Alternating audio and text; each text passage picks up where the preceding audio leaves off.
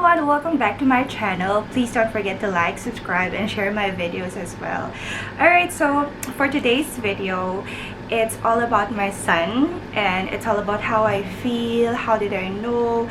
It's all about Down syndrome or having a special child. So it took me so long to make this video kasi I need to have some strength and I need to make up my mind, and of course I need to have some time as well to film this vlog.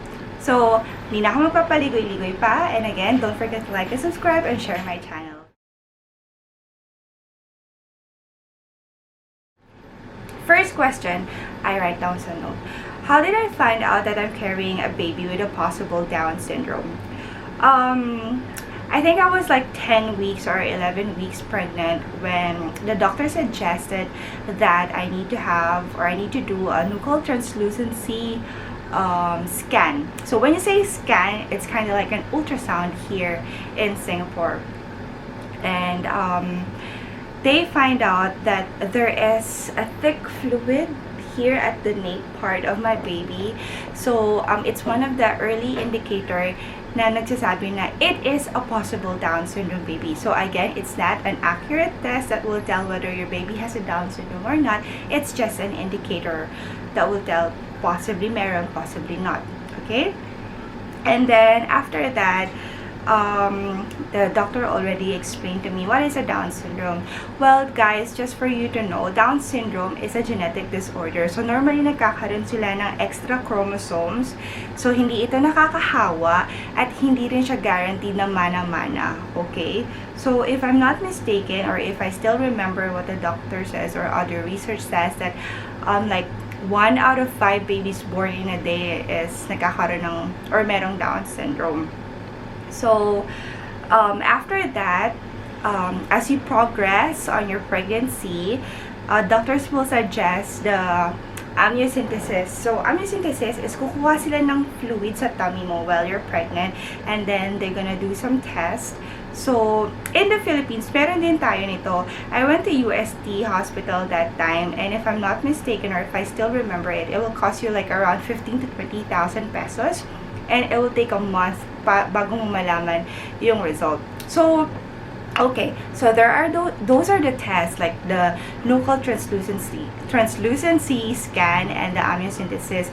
But one doctor told me here that it's still not a guarantee na talagang 100% paglabas ng bata is may Down syndrome. So those tests are just it will just prepare you sa mga possible na mangyayari kapag lumabas na yung anak mo. So second question is feelings, worries, and expectations. Of course, guys, natakot ako noon kasi alam naman natin sa ating mga Pilipino, kapag sinabing Down syndrome, sila yung mga tinatawag nating mongoloid sa society natin. Sila yung mga deprived sa mga attention, sa mga social gatherings, and then, you know, people sometimes, they're very discriminative when it comes to these type of people with special disabilities or special needs. So, natakot ako. Pero, I was just fortunate that I was here and my baby is a Singaporean kasi we were given a lot of supports. Aside from the medical support, meron din mga social supports, and also from our families and friends here and sa Pilipinas, and I was so overwhelmed, and I'm really so lucky and I feel so blessed to have that kind of opportunity for my family. And then expectation, syempre alam ko na since I have a healthcare background na magkakaroon sila ng mga delay at hindi ganun kadali yung pag-progress nila, or syempre yung intellectual capability nila is hindi katulad nung sa atin na masyadong fast sila, parang always loading kapag lumaki sila. Pero as days goes by, definitely with all the interventions and therapies, gagaling din sila. And things to do, research studies. Like I've said earlier, since I do have a background in healthcare, it was easy for me to accept, and I already know what to do somehow. And I just needed more support that time. So whenever doctors talk to me, or during yung nanganak ako na, are you aware of what's happening? I said, yeah, I know. But during that time, my real concern, my the thing that I am scared of most is that wala akong makuhang support. Kasi I know that raising a special child needs money, and aside from emotional support, wait lang.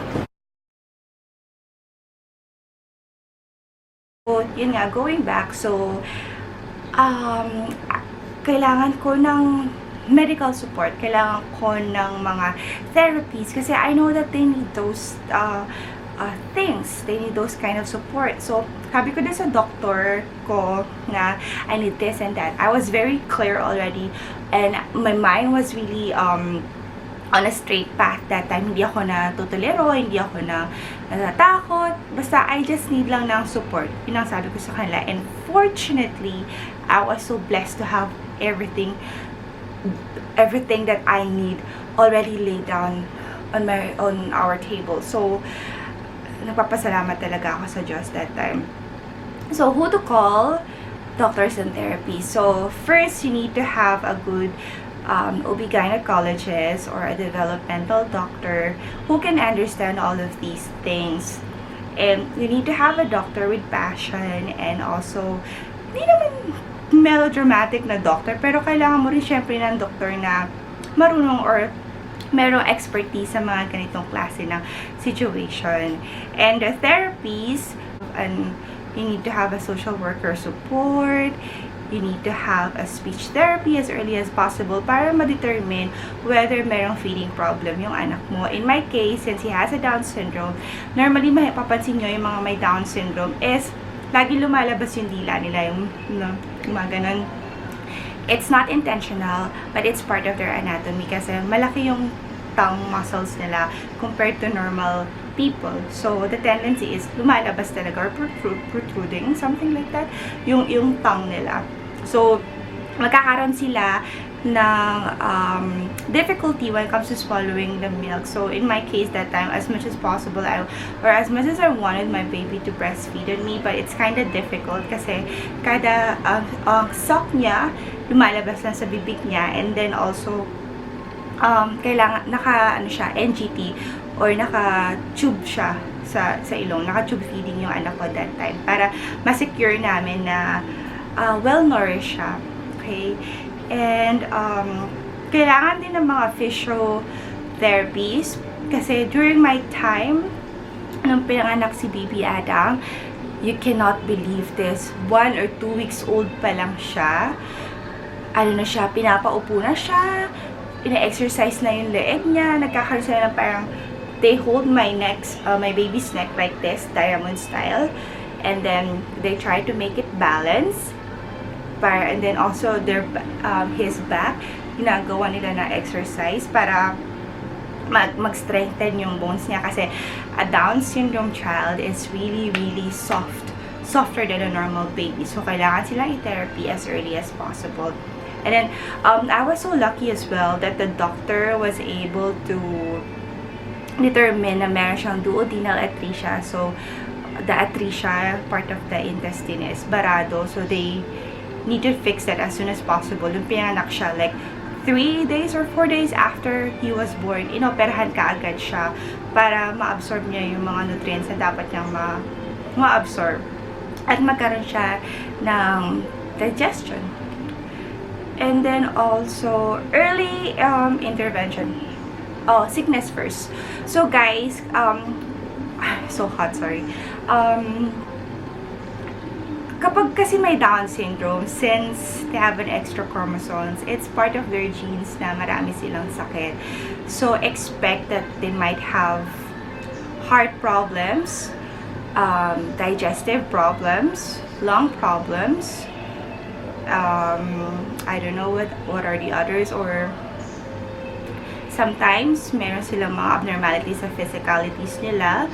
In my son's case, yung toes niya before, yung daliri niya sa paa, yung pang-apat ba, kasunod ng maliit, yung pinakamaliit, nag-twist siyang ganun. So, ginawa namin is, suggest nung therapies is that lalagyan siya ng cotton buds in the morning exercise, and then para siya, pantay. And luckily, nagpantay naman. And when my son was born, meron siyang tatlong butas sa heart niya, and luckily, nagsarado naman siya, and he doesn't need any heart surgery anymore. So, yun lang yung sa tummy niya, yung sa bituka niya, na barado. So, the doctor needs to open it, and yung pancreas niya rin daw kasi is hanging. So, they need to correct the position of it so that everything in his digestive system will function properly. So, yun yung mga ina-expect natin na sakit sa Down syndrome child or baby. And then, some of them also have a vision problem or hearing problem. Right now, my son's vision is 20/20, so I don't have any problem.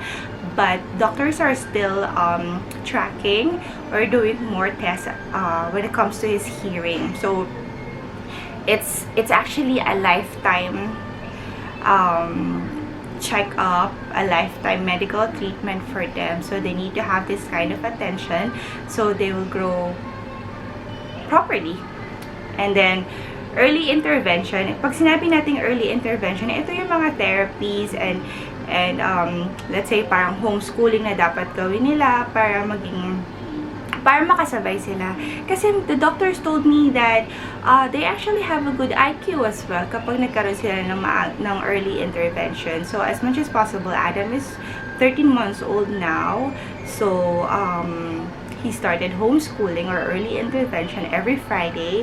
Meron siyang klase dito sa bahay. And then, they do a lot of things like sa pagkain, sa physical therapy niya, and also sa development niya, like reading books. So, sometimes we go to the library, we go to the playground, para magkakaroon siya ng interaction. So, those are the things that, what you need to expect and what you need to do so your son can develop and your children with a Down syndrome will grow, will have a normal life.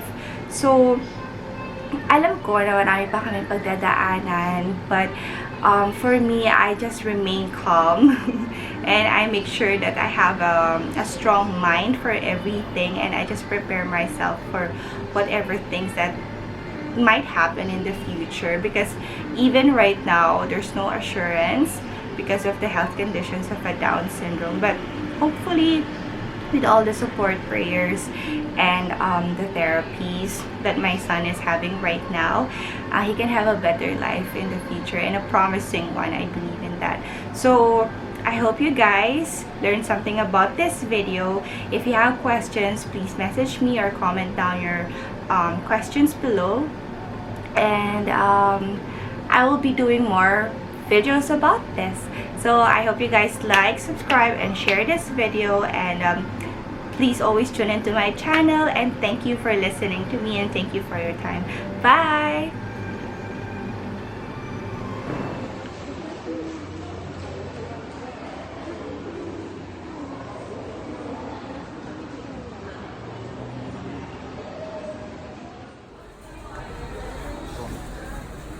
Oh.